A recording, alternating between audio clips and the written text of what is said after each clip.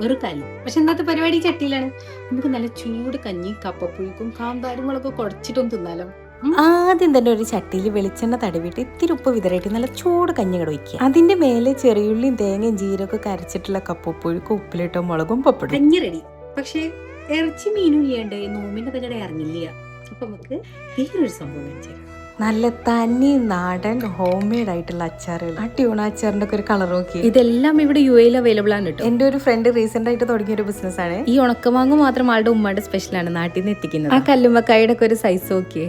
കല്ലുമ്മക്കായ തലശ്ശേരി നീറായി എന്നാട്ടോ ആളുടെ ബ്രാൻഡിന്റെ പേര്. ഓരോ ഫ്ലേവറിനും ഒന്നിനൊന്ന് വെച്ച. ഓണത്തോടനുബന്ധിച്ച് പുതിയതായിട്ട് ലോഞ്ച് ചെയ്തതാണ് ഈ ചക്കരമാങ്ങയും അതുപോലെ വൈറ്റ് ലെമൺ കാന്താരി. ഞാൻ ഭയങ്കര ഒരു കഞ്ഞി ഫാൻ ഒന്നുമല്ല, ഞാൻ കഞ്ഞി കുടിക്കാറുമില്ല. പക്ഷെ ഇത്രയും അച്ചാറ് കണ്ടപ്പോൾ എല്ലാത്തിനും കുറച്ചെടുത്ത് നിറച്ചങ്ങട് വെച്ചിട്ടുണ്ട്.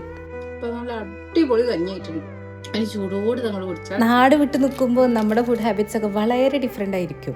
പക്ഷെ ഇടയ്ക്ക് ഇതേപോലെ നാടൻ അച്ചാറൊക്കെ കിട്ടുമ്പോൾ ആർക്കാ കൺട്രോൾ പോകാണ്ടിരിക്കുക. പോരാത്തിന് എനിക്കിപ്പോൾ നാട്ടിലെ ഐറ്റംസിനോടും നാടൻ ഫുഡിനോടൊക്കെ വല്ലാത്തൊരു ക്രേസാണ്. ഈ കല്ലുമ്മക്കായ അച്ചാറിലൊന്നും ഇത്ര നല്ല കല്ലുമ്മക്കായന്റെ പീസസ് കിട്ടുന്ന ഞാൻ ഇതുവരെ കണ്ടിട്ടില്ല.